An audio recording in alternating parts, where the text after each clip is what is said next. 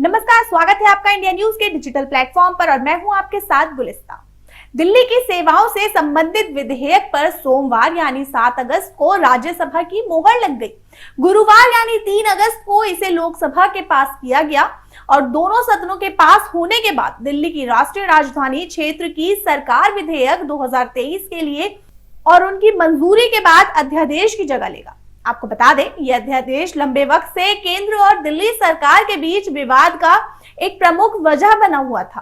राज्यसभा में पास होने के बाद अगर इस विधेयक पर राष्ट्रपति के हस्ताक्षर हो जाते हैं तो फिर से दिल्ली सरकार के अधिकारियों के ट्रांसफर और पोस्टिंग से लेकर कई अधिकार उपराज्यपाल को मिल जाएंगे।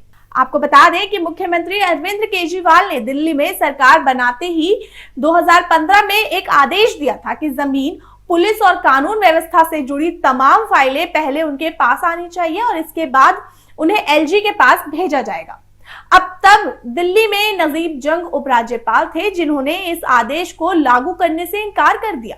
अब इसके बाद तत्कालीन एलजी नजीब जंग ने बड़ा फैसला लिया और दिल्ली सरकार की तरफ से नियुक्त तमाम अधिकारियों की नियुक्ति को रद्द कर दिया। एलजी ने कहा कि नियुक्त का अधिकार उन्हें है। आपको बता दें कि अफसरों के ट्रांसफर और नियुक्त का अधिकार एलजी को मिलते ही दिल्ली सरकार ने हाई कोर्ट का रुख लिया। दिल्ली हाई कोर्ट ने अगस्त 2016 में बड़ा फैसला सुनाते हुए कहा कि दिल्ली में एलजी ही असली बास है। ये दिल्ली सरकार के लिए एक बड़े झटके की तरह था। हाई कोर्ट ने कहा था कि प्रशासनिक मामलों में एलजी की सहमति जरूरी है और मंत्रिमंडल कोई भी फैसला लेने से पहले उसे एलजी को जरूर भेजेगा। आपको बता दें कि हाई कोर्ट से झटका मिलने के बाद केजरीवाल सरकार की तरफ से इस फैसले को सुप्रीम कोर्ट में चुनौती दी गई। मामले की लंबी सुनवाई के बाद 2018 में सुप्रीम कोर्ट ने ऐतिहासिक फैसला सुनाते हुए साफ किया कि चुनी हुई सरकार ही दिल्ली की असली बास हो। आपको बता दें कि तब भी सुप्रीम कोर्ट ने कहा था कि पुलिस, जमीन और कानून व्यवस्था को छोड़कर बाकी सभी अधिकार दिल्ली सरकार के पास ही है।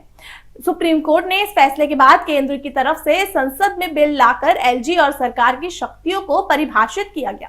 बिल में कहा गया था कि दिल्ली में सरकार का मतलब एलजी ही है। आपको बता दें कि बिल का आप और दूसरे विपक्षी दलों ने विरोध किया, लेकिन भारी हंगामे के बीच government of national capital territory of Delhi bill 2021 की दोनों सदनों से पास करने के बाद इसे अधिसूचित भी कर दिया गया था, जिसके खिलाफ दिल्ली सरकार सुप्रीम कोर्ट पहुंची। उसके बाद 11 मई 2023 को सुप्रीम कोर्ट ने फिर दिल्ली सरकार को राहत देते हुए सेवाओं के मामले में अधिकार दे दिया। सुप्रीम कोर्ट ने अपने फैसले से एलजी की शक्तियों की भूमि, पुलिस और कानून व्यवस्था तक ही सीमित कर दिया। इसके बाद इमरजेंसी या किसी बड़े मामले को लेकर एलजी फैसला ले सकते हैं या फिर इसे राष्ट्रपति को भेजा जा सकता है। सरकार ने सुप्रीम कोर्ट से हरी झंडी मिलते ही अधिकारियों के तबादले शुरू कर दिए। सबसे पहले सेवाएं विभाग के सचिव का तबादला किया गया।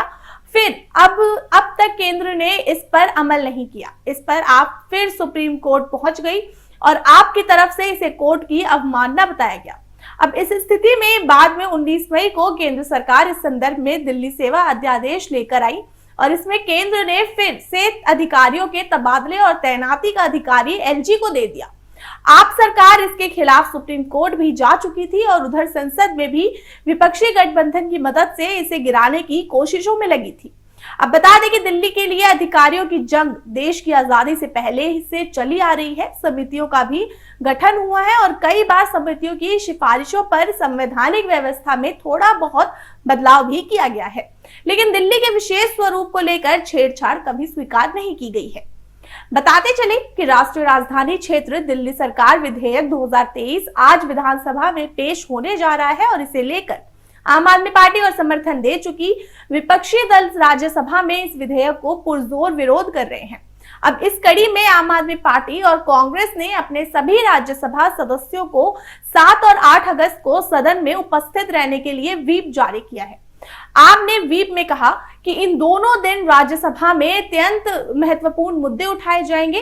राष्ट्रीय राजधानी क्षेत्र दिल्ली सरकार विधेयक 2023 पर चर्चा और पारित होना है। इसके आगे आपने से राज्यसभा में chief whip doctor Sunil Gupta ने जारी व्हिप में कहा कि राज्यसभा में आम आदमी पार्टी के सभी सदस्यों से अनुरोध है कि वो सुबह 11 बजे सदन में उपस्थित रहें। इन दोनों दिन तक सदन के स्थगित तक बिना चूके और पार्टी के रुख का समर्थन करें।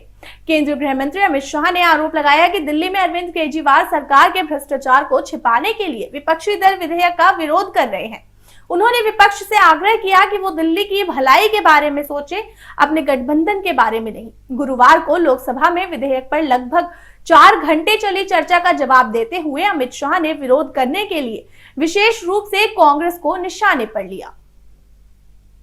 फिलहाल के लिए इतना ही। जुड़े रहिए इंडिया न्यूज के डिजिटल प्लेटफॉर्म के साथ। मुझे दीजिए इजाजत। धन्यवाद।